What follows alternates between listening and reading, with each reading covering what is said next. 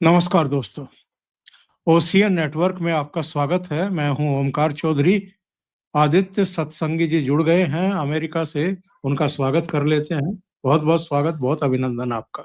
नमस्कार, नमस्कार। आपको अपने दर्शकों को प्रणाम। Thank you inviting me again. तो साहब, जो फैसला हुआ था उसके हिसाब से कल या परसों एपिस्टीन जो सेक्स स्कैंडल है उससे जुड़ी हुई फाइलें और जानकारी वो दुनिया के सामने आ जाएंगी। अमेरिका के सामने भी आनी ही है। कहा यह जा रहा है कि ट्रंप समेत 9 लोगों के नाम तो पहले ही सामने आ चुके हैं। हालांकि किसी पर भी ऐसा कोई आरोप नहीं है कि उनको सेक्स स्कैंडल में मान लिया जाए कि वो उसमें सीधे तौर पर शामिल थे।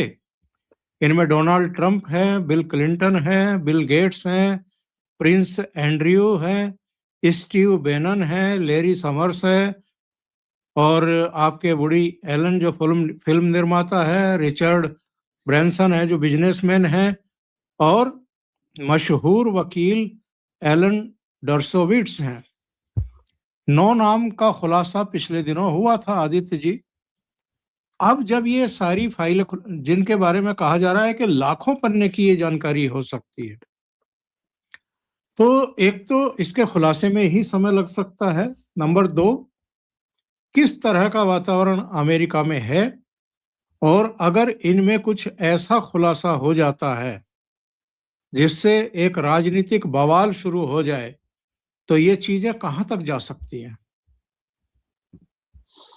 देखिए, इस लिस्ट को बड़ा सोच समझ के रिलीज किया गया है और ये सिर्फ अमेरिकन पॉलिटिक्स से ही संबंधित है। पहले तो ये क्लियर कर दें, इसका बाहर से कोई संबंध नहीं है। एप्स्टाइन के बारे में बोला जा रहा है कि वो मोसाद का एजेंट था।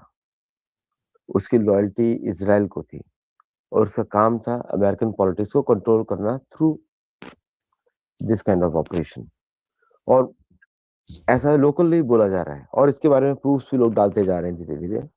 ऑफिशियली इसकी कोई पुष्टि नहीं हुई है। और एप्स्टीन का संदिग्ध अवस्था में गायब हो जाना, उसको कोई अंत्येष्टि नहीं हुई है, वो गायब है। कहा जा रहा है कि जेल में सुसाइड कर लिया या मर गया, कुछ इस तरह की बातें कही जा रही। हाँ, ऐसा बोल रहे हैं, ऐसा बोल रहे हैं, लेकिन उसका कोई पुष्टि नहीं है। किसी ने देखी नहीं उसका शरीर, कोई देखा नहीं किसी ने। तो इसके बारे में टकर कार्लसन भी पहले बहुत ज्यादा शोज कर चुके हैं, बोल चुके हैं, और बाकी अमेरिकन मीडिया पर्सनैलिटी भी बहुत कुछ कर चुकी हैं। और शुरू में ऐसा डरा जा रहा था, ऐसा बोला जा रहा था कि पूरी फाइल्स में सिर्फ डोनाल्ड ट्रंप ही ज्यादा है। एलन मस्क ने बोला था। बाद में उसकी फाइल्स डिलीट कर दी, उसने पोस्ट डिलीट कर दिया। अब जब ये पार्शियली रिलीज हुई है लिस्ट, इसके अंदर बहुत सारे ऐसे लोग हैं जो दोनों पार्टीज को बिलोंग करते हैं, democrat as well as republican. ऐसा कोई टारगेट नहीं कि सिर्फ रिपब्लिकन हो। और इसमें ज्यादातर ये अमेरिकन रिच बिजनेसमैन है या फिर ब्रिटिश बिजनेसमैन है हु प्ले कंट्रोलिंग स्टेक, जो अमेरिकन इकोनॉमी में प्ले करते हैं। तो ये काफी लोकलाइज्ड पॉलिटिक्स है यहाँ की। और ये पॉलिटिकल इशू तब बना जब democrats wanted to corner Trump, तब ये बना पॉलिटिकल इश्यूज। तो ट्रंप ने पूरा इलेक्शन कैंपेन लड़ा कि उस लिस्ट को आते ही रिलीज कर देंगे। FBI कैश पटेल ने बोला कि मैं आते ही रिलीज कर दूंगा। फिर अंत में जाके उसको रिलीज कर दिया गया। और उसके बाद अमेरिकन कांग्रेसमैन की कमेटी बनी जो इसे इन्वेस्टिगेट कर रही थी। वो लोग डेली किसी ना किसी विक्टिम को लाते थे कांग्रेस कैपिटल में और इंटरव्यू करते थे लोगों के सामने। तो वो सब हो गए के बाद इसको रिलीज किया गया आफ्टर डिडक्टिंग, मतलब उसके लीगल टर्म है इनका, कि जो पॉलिटिकली कॉम्प्रोमाइज हो जाए अमेरिका की नेशनल सिक्योरिटी, वो इंफॉर्मेशन निकाल के इसको रिलीज कर दिया गया। तो इसमें बहुत सारे आइलैंड्स के नाम आते हैं जो अर्जेंटीना में है, जो यूएस मार्शल आइलैंड्स में है, जो कि are beyond the reach of US civilians also. वो मिलिट्री आइलैंड्स हैं। और कुछ प्राइवेट आइलैंड्स हैं अर्जेंटीना में, और या फिर एक एंटार्क्टिका में भी है, एक near the Argentina coast, वो सब इंफॉर्मेशन जो सिविलियंस के पास नहीं हो सकती, all those information are there. तो इसमें एक आप समझिए ओंकार जी कि ये लिस्ट रिपब्लिकन या ट्रम्प को काउंटर करने के लिए बनाई गई थी पर्टिकुलरली, लेकिन इसमें जब से नाम निकला है बिल क्लिंटन का प्रोमिनेंटली, बिल गेट्स का और रिचर्ड ब्रांसन का, जिसमें कि ब्रिटिश गवर्नमेंट गिर सकती है, तब से इस लिस्ट को पार्शियली डिडक्ट करके निकाला गया है, क्योंकि अब इसमें सिर्फ ट्रम्प ही ट्रम्प नहीं है, अब इससे सब लोग हैं। तो आप सोचिए 3 previous presidents involve in this list, 3। और रिपब्लिकन्स बड़े शॉक भी हैं कि हल्का सा रेफरेंस दिया गया है। देखिए हम और आपको जो भी इंफॉर्मेशन मालूम है वो सोशल मीडिया के थ्रू मालूम है, मैं वो बिल्कुल। डिस्क्लेमर रखूंगा क्योंकि हमारे पास लिस्ट नहीं है। और ये लिस्ट रिलीज की गई प्रोमिनेंट सोशल मीडिया एक्टिविस्ट को, नॉट टू द कांग्रेस। तो इस तरह ये रिलीज की गई है, तो इसलिए सब लोग चुप हैं। आपने देखा होगा इस लिस्ट के बाहर आते ही everyone is quite in American politics, क्योंकि दोनों साइड में बोला जाता है ना, हवा में सब नंगे हैं, ये हो रहा है हिसाब। ये एपस्टीन के बारे में आपने बताया कि ये मोसाद के लिए काम कर रहा था, इजराइल के लिए काम कर रहा था और इस तरीके से काम कर रहा था। ये चीजें शायद दबी रहती अगर एक नाबालिग को सेक्स के लिए प्रेशराइज ना किया जाता और उसके माता पिता पुलिस स्टेशन में एफआईआर दर्ज कराने के लिए ना पहुंचते तो शायद दबी रह जाती। और मुझे ध्यान आ रहा है, अगर मैं गलत नहीं, जब एलन मस्क और डोनाल्ड ट्रंप की आपस में भिड़ंत हो गई और मस्क ने अपने को दूर करने का फैसला किया, तो एपस्टीन फाइल्स के बारे में उन्होंने भी कुछ कहा था कि उसमें डोनाल्ड ट्रंप इन्वॉल्व है और ये बहुत बुरी तरह फंसने जा रहा है। एब्सोल्युटली, यही तो स्टेटमेंट था उसका कि एप्स्टीन फाइल्स इसलिए रिलीज नहीं की जा रही हैं because Trump is all over the files, ये उसका स्टेटमेंट था। और जो गिस्लिन जो फैमिली है जिसने रिपोर्ट किया था, नाउ दोज पीपल वो तो बड़ा इनोसेंटली गए थे रिलीज कर उसको रिपोर्ट करने के लिए, लेकिन जो पॉलिटिकल जो एस्टेब्लिशमेंट में सबसे ज्यादा बात शुरू वहां उछाली गई वो की गई डेमोक्रेट्स के थ्रू, और सबने बोला कि डेमोक्रेट्स वो फाइल्स रिलीज करेंगे। बाद में it became the election campaign of Donald Trump. तो बट पहले तो ये बड़ा इनोसेंट प्रॉब्लम थी, लोगों को लग नहीं रहा था क्या चल रहा है, and now it has become a, अब यहाँ तक कि जब वो व्यक्ति ने ऐसा बोलते हैं सुसाइड किया, अभी वो सब कुछ डिटेल्स ही नहीं, वो सारा जो वीडियोस जो सीक्वेंस होना चाहिए कैमरेस का, हाई सिक्योरिटी प्रिजन का, वीडियो से गायब कर दिए गए। तो there was a national cover up also here. तो इसलिए अब जो है फ्यूचर जो है अब तो क्लियर हो गया है, ट्रम्प इज नॉट देयर। अगर ट्रम्प है तो बाकी आप लोग भी हैं, so now everybody is happy. इसलिए आप देखेंगे 2-3 दिन से इशू एकदम डाइवर्ट हो चुका है अमेरिका में। यहाँ भारत में सुब्रमण्यम स्वामी जब से एक्चुअल में उनको कोई पद ऑफर नहीं किया नरेंद्र मोदी ने 2014 से ही, तब से जैसे होता है ना कि बड़बड़ करने की आदत पड़ जाती है एक खास उम्र में, और अगर कोई मनवांछित पद ना मिले या सम्मान ना मिले, इनको तो ये गलतफहमी थी कि मेरे से बड़ा अर्थशास्त्री तो इस हिंदुस्तान में कोई दूसरा है नहीं। तो ये 90 के दशक से ही उनकी आत्मा भटक रही है।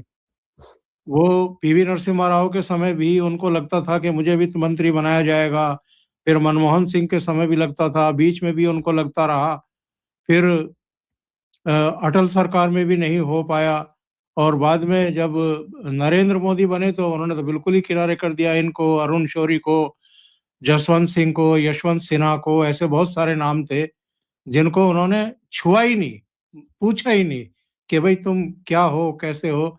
और इन्होंने बड़ी आलोचना उस समय अलग-अलग तरीके से की, गालियाँ दी एक तरीके से। एस जयशंकर पर पिछले दिनों दुनिया भर के आरोप उछाले कि चीन में जब ये एम्बेसडर थे तो नरेंद्र मोदी वहाँ जाते थे, ये व्यवस्था करते थे, वो व्यवस्था करते थे। मतलब फ्रस्ट्रेशन सारे बाहर निकल करके आ रहे हैं। अब सुब्रमण्यम स्वामी ने फिर ये अमेरिका का जो मसला है, इस पे दावा कर दिया कि कुछ भारतीय मंत्री, कुछ पूर्व मंत्री, मौजूदा सांसद के नाम भी आ सकते हैं। अब सुब्रमण्यम स्वामी को ये आकाशवाणी कहाँ से हो जाती है?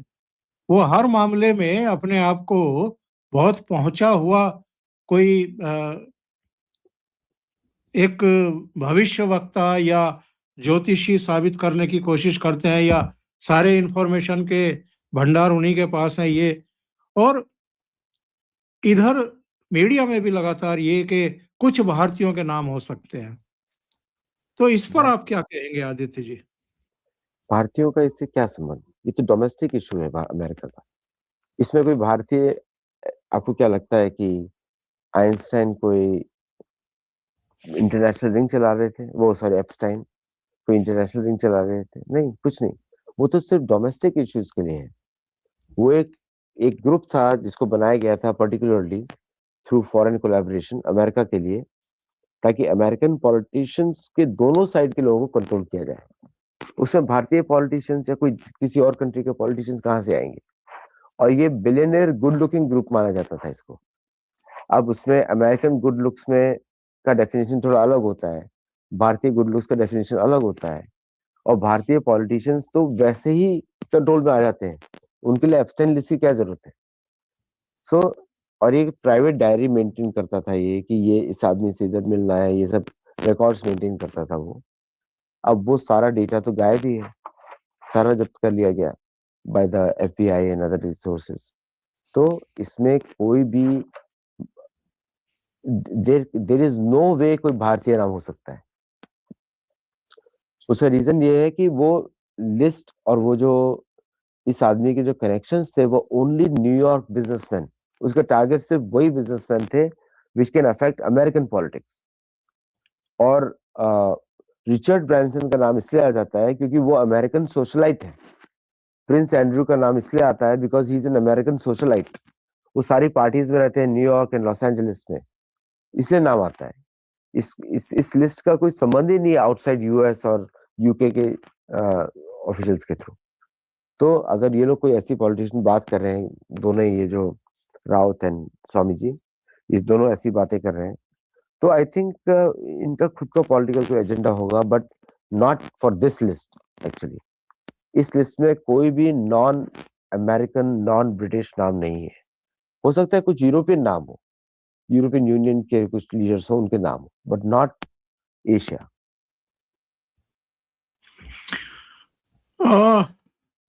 एक वीडियो सुन ही लेते हैं। यहाँ कुछ चंडू खाने की उछाली जा रही हैं। आप का जो मूल स्टेट है महाराष्ट्र, वहीं से आते हैं ये, और अपने ही स्टाइल के लिए जाने जाते हैं। सुन लेते हैं क्या कह रहे हैं।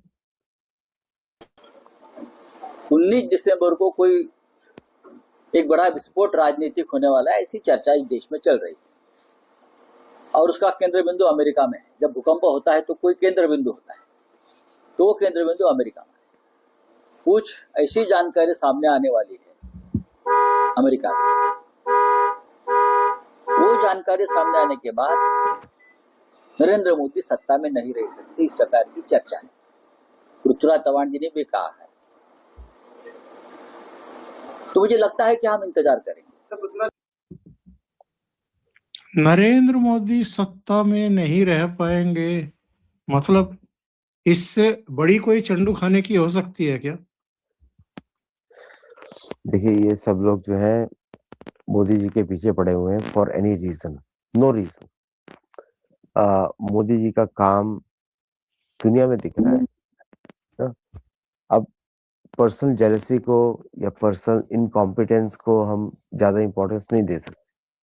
कि आप इस तरह की बातें करना शुरू कर देंगे जिसका पब्लिक रिकॉर्ड क्लीन है फ्रॉम गुजरात लीडरशिप। करीब 25 साल का लीडरशिप है उनका at the state and national leadership level. और अभी तक तो ये लोग कुछ, ये बातें मैं पहले भी बहुत सुन चुका हूँ कि हम 2 मिनट में गिरा देंगे मोदी जी की गवर्नमेंट को। हमें मालूम है कि मोदी जी ये, मतलब कि इतना नीच गिरना। देखिए क्या है कि मुझे किसी के यौन संबंधों में कोई इंटरेस्ट नहीं है। दूसरे की, वो पर्सनल लाइफ है लोगों का और वो क्या करना चाहते हैं वो खुद करें। लेकिन इसको पॉलिटिकल इश्यू बनाना इन लोगों का, अगर इनमें से लोगों की इनकी पोल खुलनी शुरू हो जाए तब क्या होगा? तो आई डोंट थिंक सो इसका कोई पॉलिटिकल रेलेवेंस होना चाहिए, ना होगा, और प्रूफ इनके पास डेफिनेटली नहीं होगा। और भारतीय गवर्नमेंट को भी और भारतीय कोर्ट्स को भी बड़ा लॉ स्ट्रिक्ट रखना चाहिए। अगर इन्होंने कोई भी एआई स्पूफिंग करके कुछ ऐसी इमेज निकाली, then they should be given the highest punishment as per the law, क्योंकि ये बेसलेस एलिगेशंस हैं based on the public profile that we have seen. और एप्स्टाइन्स लिस्ट का इससे कनेक्शन होना तो दूर दूर तक कोई संबंध नहीं है, बिकॉज ऐसा कुछ भी, मैं तो बहुत सारी इनकी फोटोग्राफ्स देखी हैं। अगर अब तक ऐसा होता तो अमेरिकन मीडिया तो निकाल ही चुका था अब तक। एंड अमेरिकन उनके जो प्रोग्राम्स हैं उसमें भारतीयों को कोई टेस्ट होगा नहीं, बाय द वे। वो हमारे जो बहुत ही नीच, मतलब it's too low for all of us, जो उसमें जो हरकतें हैं, और वो पर्टिकुलरली न्यूयॉर्क इलीट के लिए है। New York elite, Los Angeles elite, अभी इलीट बोले या डिलीट बोले, I don't know what it is. तो it is for that list. तो इसका अमेरिका से कोई संबंध नहीं है। So these people are saying one thing on the basis of, आपने स्वामी जी का नाम लिया, उनके क्लेम्स के ऊपर हो रहा है, क्योंकि वो ऐसा ज्यूम किया जाता है कि वो बोलते हैं कि मेरे पीछे कौन है, मेरे पीछे मोसाद है, ये है। अब मोसाद तो इंटेलिजेंस एजेंसी है, तो उसका कंट्रोल तो, अगर वो इस तरह की बातें करेगी तो रॉ भी तो है, ऐसा तो नहीं कि रॉ के लिए बैठा हुआ है। बिल्कुल। तो इसलिए आई डोंट थिंक सो ये रेलेवेंट है ज्यादा कन्वर्सेशन। ये लोग अभी कल कुछ और स्टेटमेंट बोल देंगे ये लोग को। संजय राउत तो जानते हैं आप, इसीलिए मैंने कहा कि चंडू खाने की फैलाने वालों में से है, और इनका और कोई काम ही एक्चुअल में नहीं है। चलिए साहब, दूसरे विषय पर चलते हैं।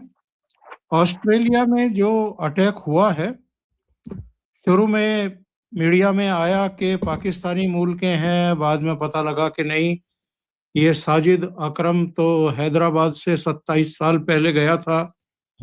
उसके बाद कुछ प्रॉपर्टी का डिस्प्यूट था, तो 4-5 बार भारत आया भी, उस प्रॉपर्टी को लेकर के भी कुछ चला भाइयों में, भतीजों के साथ।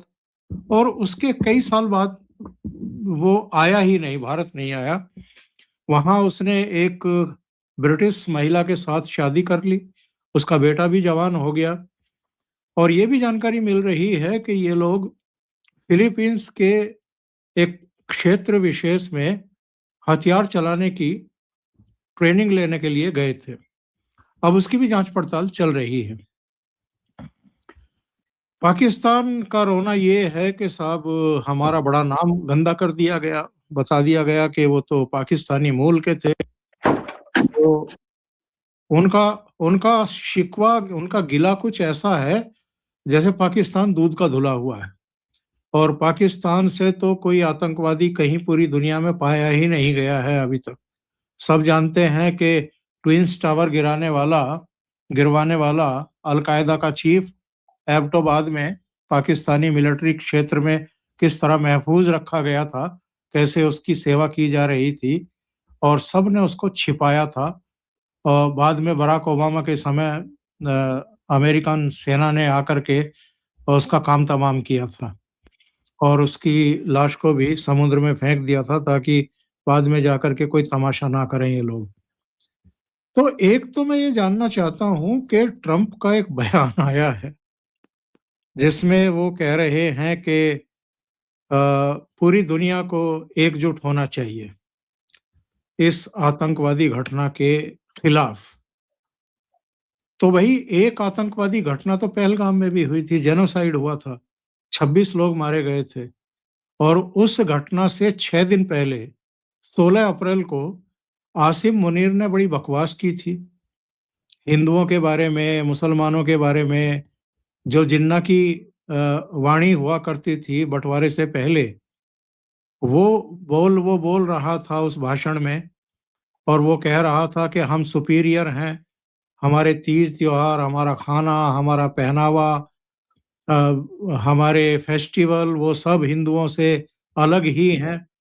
और उस बकवास के 6 दिन बाद यहाँ पर पहलगाम में जेनोसाइड हुआ। कलमा पढ़वा करके देखा गया, पेंटे खुलवा करके देखी गई, उनके आइडेंटिटी कार्ड चेक किए गए, उनके बच्चों और उनकी बीवियों के सामने गोली मार दी गई। उसी आसिम मुनीर को डोनाल्ड ट्रंप व्हाइट हाउस बुला करके लंच कराते हैं, जिसकी वजह से पहलगाम हुआ। और आज ऑस्ट्रेलिया के इस हमले पर वो कह रहे हैं कि सबको इसके खिलाफ एकजुट होना चाहिए। ये दोहरे मानदंडों में जी कैसे लेते हैं? नींद कैसे आ जाती है इनको? देखिए, करंट अमेरिकन एडमिनिस्ट्रेशन है, इनसे आप गुड स्टेट पॉलिसी या फॉरेन पॉलिसी एक्सपेक्ट नहीं कर सकते, कंसिस्टेंट नहीं कर सकते। ये सब लोग अपने मन से बात करते हैं। वो जो पुराना अमेरिका था, अच्छा था, खराब था, जहाँ पे स्टेट डिपार्टमेंट पॉलिसीज के थ्रू बात करता था, वो अब चला गया है। अब ये बस ऐसे ही चल रहा है, जैसे आप देखते हैं ना, किचन कैबिनेट चल रही है, आपस में लोग डिस्कस कर रहे हैं और किस तरह की भाषाएं यूज करते हैं। तो दैट इज डिग्रेडेशन तो है ही डिप्लोमेसी कन्वर्सेशंस में। दूसरा आपने बात किया जो ऑस्ट्रेलिया ने जो 2 लोग शूटर्स थे, बोला जाए आतंकवादी, जिन्होंने ज्यूस को टारगेट किया पहलगाम इंसिडेंट के जैसा। ऐसा ही बोला जा रहा है कि गोवा में भी ये प्लान्ड है न्यू ईयर पार्टी पे, ऐसा भी लोग बात कर रहे हैं, इसी तरह के इंसिडेंट। अब इसमें जो देखिए रेडिकलाइजेशन तो एक बड़ा माइल्ड वर्ड है। अब ये पूछा जा रहा है कि कुरान जिसने पढ़ी है या हदीस या जिसमें लेक्चर सुने हैं मस्जिद में, क्या उन पे ट्रस्ट किया जा सकता है? ये डिबेट है ऑस्ट्रेलिया में एक्चुअली, कि एनीवन गोइंग टू मस्जिद कैन दे बी ट्रस्टेड और नॉट।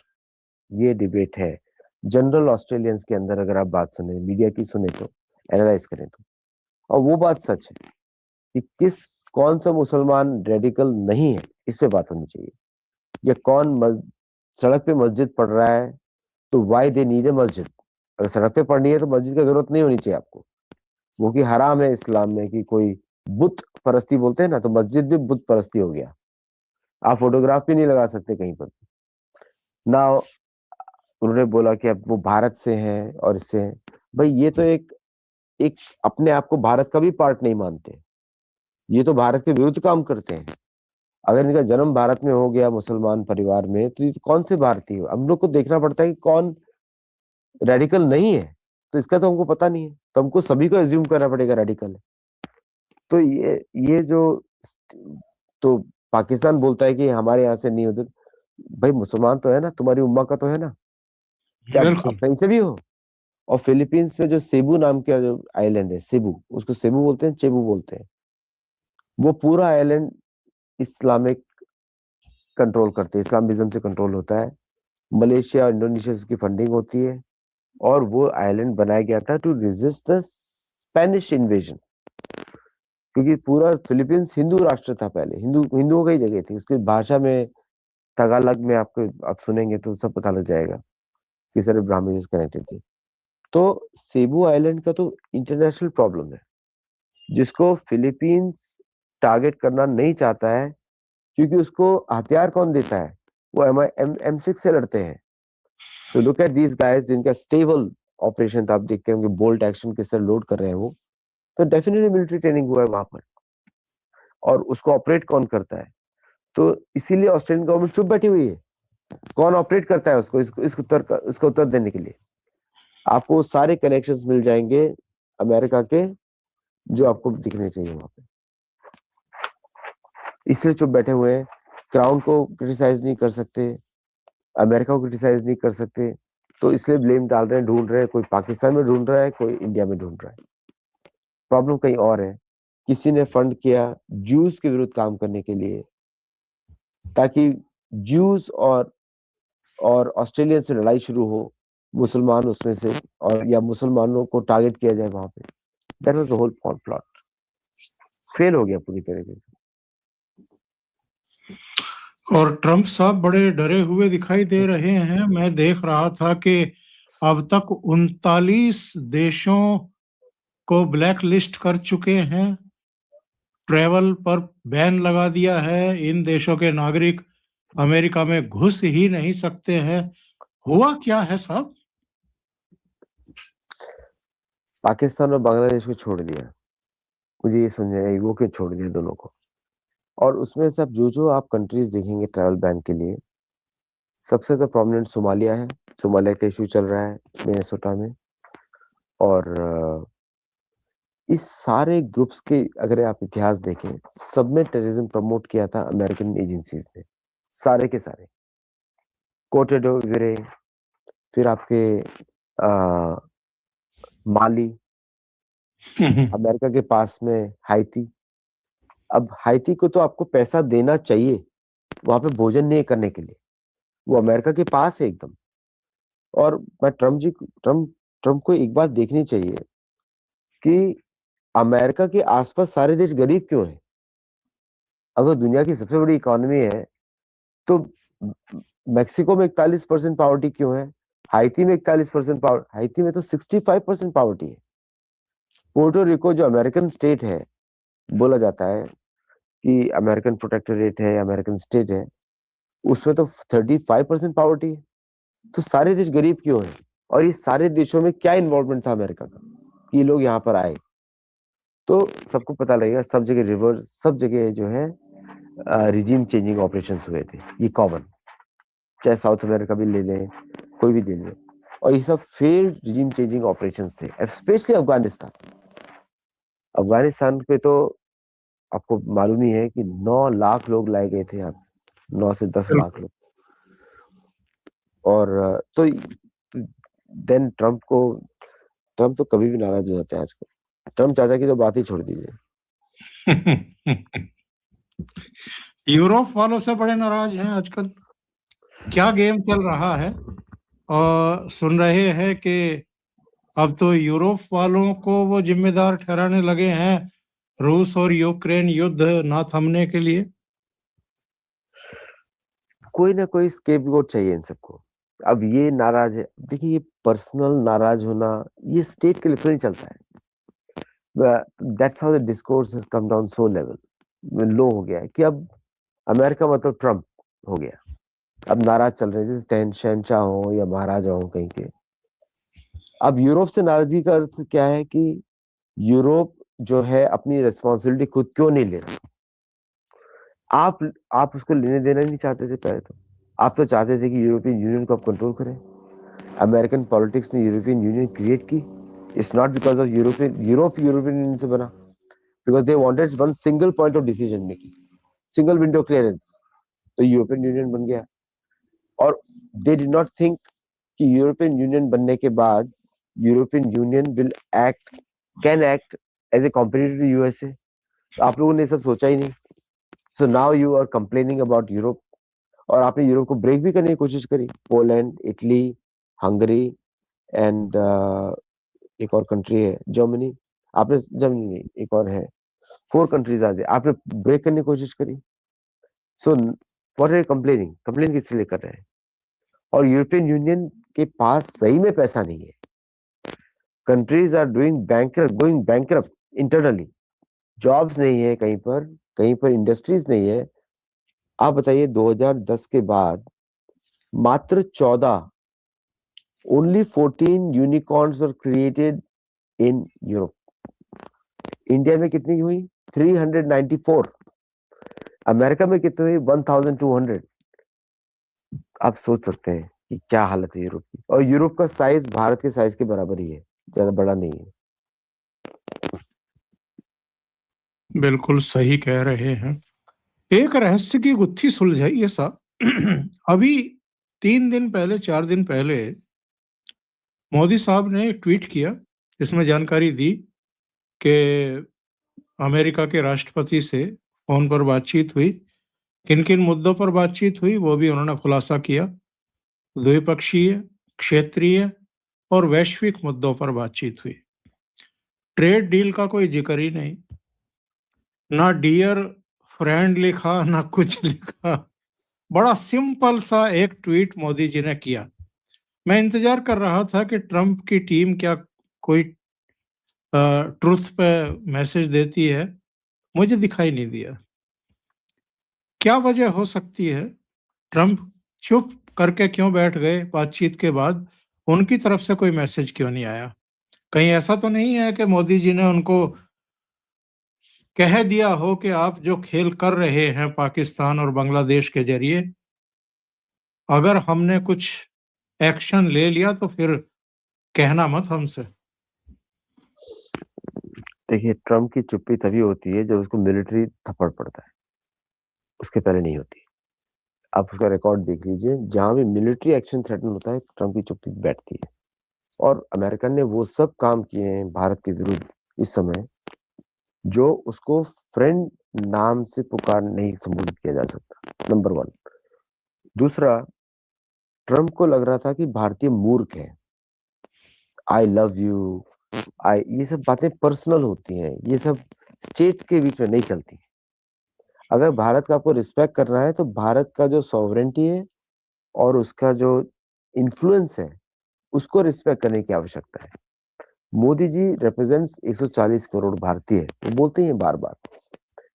तो मोदी जी का डिसरिस्पेक्ट करने पे भारत की डिसरिस्पेक्ट नहीं होती, लेकिन भारत की डिसरिस्पेक्ट करने से मोदी जी की रिस्पेक्ट जरूर होती है ना? तो आप जब फोन पे जब बात करते हैं तू तड़ाक वाली, है ना, कि मैंने ये कर सकता हूँ and I am there for you, ये पर्सनल एश्योरेंस पे भारत तो नहीं चलता है। किसी के पर्सनल एश्योरेंस पे भारत तो नहीं चलेगा, ये तो भरतवंशियों का भूमि है। ये किसी के कोई पर्सनल बोल दे कि मैं I love you, I am a friend, अरे तुम तो यार 1924 तक तो तुम्हारा एग्जिस्टेंस नहीं था। बात करते हो 1776 की, बिल्कुल, बिल्कुल। 1924 में तो इन्होंने नेटिव अमेरिकन को सिटीजनशिप दी। 1965 में तो ब्लैक और व्हाइट का वो डिफरेंशिएशन हटाने के लॉ पास हुआ।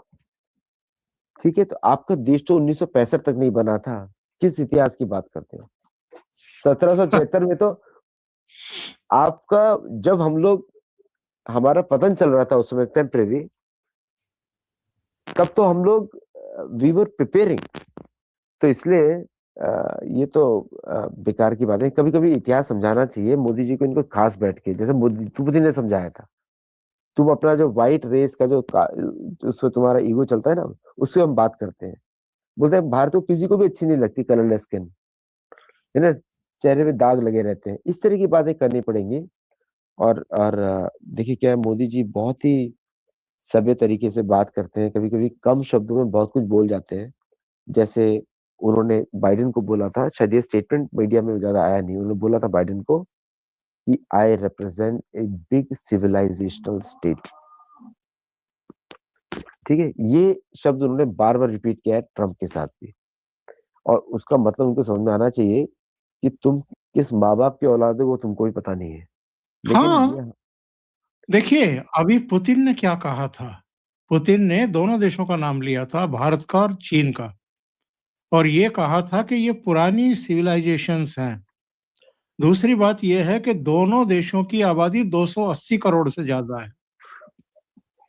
आप इनसे बदतमीजी से बात नहीं कर सकते।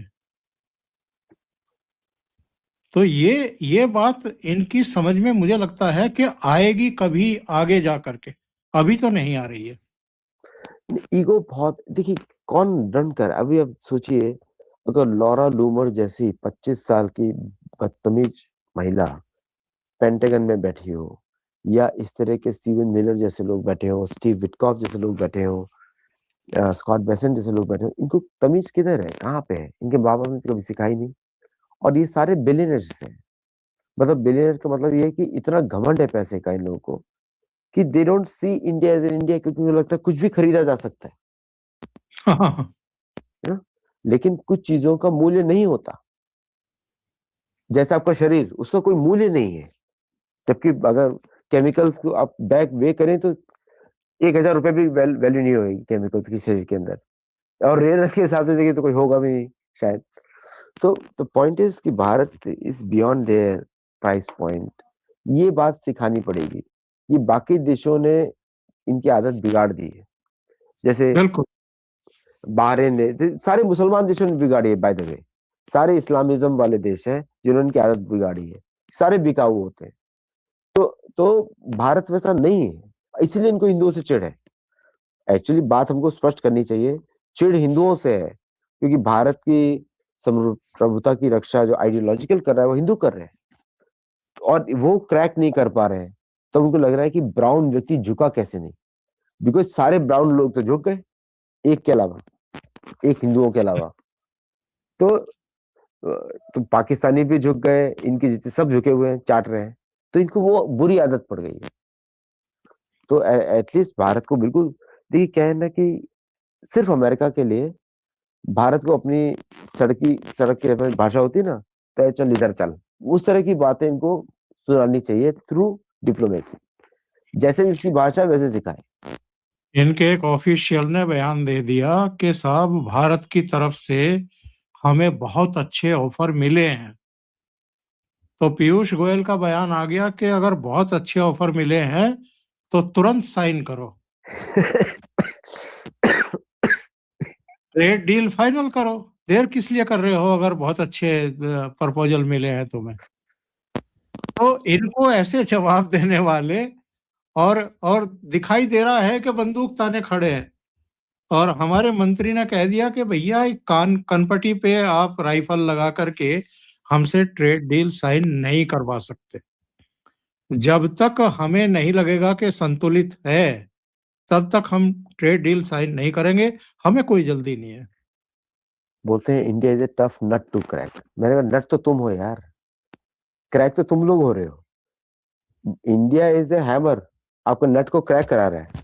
सी क्या है कि ये इस तरह के जो, अब जैसे उन्होंने एक स्टेटमेंट दिया, जो ट्रेड रिप्रेजेंटेटिव है अमेरिकन सेनेट के सामने, कि India is a tough nut to crack, we are making progress. तो पूछते हैं वो, जैसे किचन कैबिनेट बोलता हो ना कि सर राइस पे क्या चल रहा है, बोलते हैं they have put tariffs on rice, मतलब they are exploiting American market. मैंने कहा तुम लोगों को, देखिए क्या है कि अमेरिकन राइस बहुत ही लो क्वालिटी का होता है, that is sold to animals for animal feed, ठीक है, उसको मनुष्य नहीं खा सकते, उसके अंदर उतना न्यूट्रिशनल वैल्यू नहीं है। वो चाइनीज को बेचा जाता है या जापान को बेचा जाता है क्योंकि स्टिकी रहता है वो, लेकिन उसको कोई मनुष्य खाएगा तो पेट में खराबी हो जाएगी उसकी। तो उस तरह का राइस होता है। तो ओनली राइस अगर ये लोग घर पे खाते भी होंगे इज इंडियन बासमती राइस या इंडियन सोना Mussoorie rice, which is used for all the porridge और इसे बनाने के लिए।